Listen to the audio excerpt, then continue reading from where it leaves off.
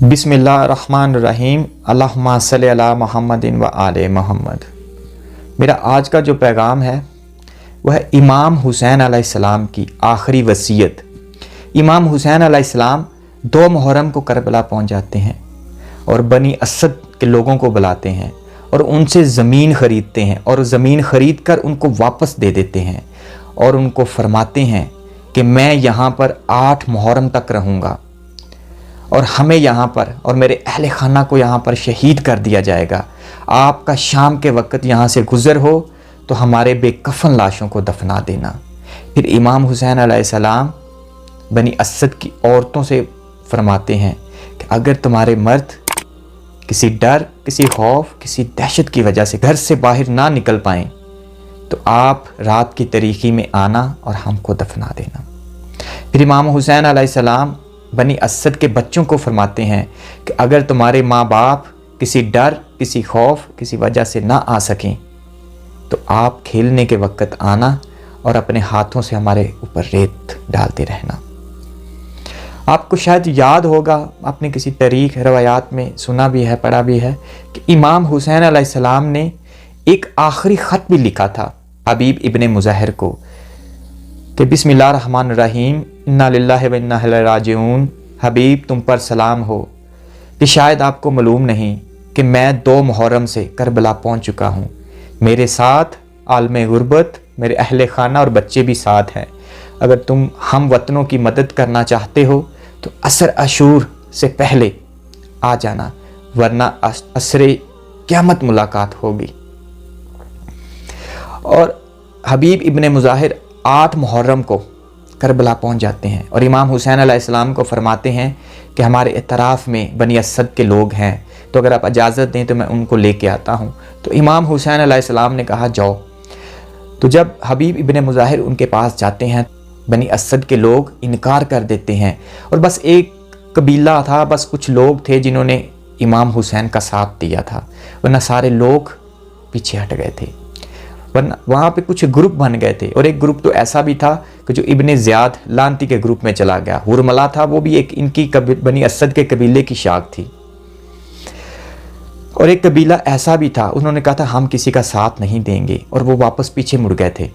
लेकिन जब वो अशूर का दिन आया, जब वो 10 मुहर्रम का दिन आया, तो वो एक कबीला ऐसा भी था कि पहाड़ पर बैठकर, ऊंचाई पर बैठकर वो सारा मंजर देख रहे थे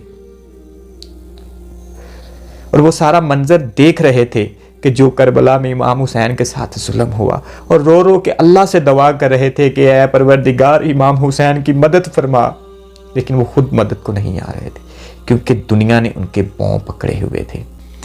10 मुहर्रम को आले मोहम्मद, औलादे अली, अहले खाना, बच्चे जब शहीद हो जाते हैं तो 13 मुहर्रम को, रवायात में है 13 मुहर्रम को बनी असद के लोग आते हैं, मतलब पहले उनकी ख़वातीन आती हैं, उन्होंने जो दफनाया। आप ये सोचें, आप वो मंज़र देखें, वो कितना दर्दनाक मंज़र था कि हमारे यहाँ कोई मर जाता है तो हम क्या करते हैं, अगर किसी हमारे रिश्तेदार ने दूर से आना हो तो हम कहते हैं रुक जाते हैं, वो चेहरा उसका देख ले, उसका फेस देख ले, तो इंतज़ार में, तो वो हम मैयत के सैरों पे बर्फ़ लगा देते हैं। वो मंज़र देखें कि 3 दिन लाशें पड़े रहे वहाँ पे और कोई दफनाने वाला भी नहीं था और 3 दिन बाद तपती रेत पर पड़े रहे।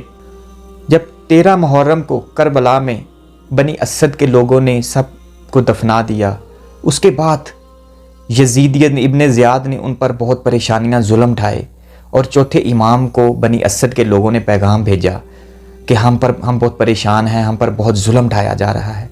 तो चौथे इमाम ने फरमाया कि आप अपनी सवारियों पे बैठ जाएं और वहाँ से चल पड़ें और एक जगह पे जहाँ पे आपके ऊँट रुक जाएंगे वहाँ पर रुक जाना, वहाँ पे पानी भी होगा। वो आज भी वो कबीला जो है वहाँ पे ही बैठा हुआ है और ऐसा ही हुआ, वो बैठे और उस जगह पे चले गए। आज वो करबला में जाते हैं, वो लोगों को पता है कि 13 मुहर्रम को कुछ लोग आते हैं, जवान बच्चे, उनकी औरतें सब आते हैं और मुंह पर मिट्टी लगा कर आते हैं, सर पे खाक डाल कर आते हैं और वो इमाम हुसैन का पुरसा देते हैं। वो कैसा मंज़र था, वो कैसा दर्दनाक मंज़र था। हम मुसलमान किस साइड पे लगे हुए हैं, ہم اپنا ہمارا کو مر جاتا ہے تو ہم کیسے روتے ہیں، لیکن کبھی آپ نے سوچا نہیں کہ وہ کربلا میں جو منظر تھا وہ کیسا دردناک منظر تھا؟ کبھی نہیں سوچا۔ ہم لوگ یہ فرقوں میں بھٹ گئے، فلاں شیعہ ہے، فلاں سنی ہے، فلاں ایسا ہے۔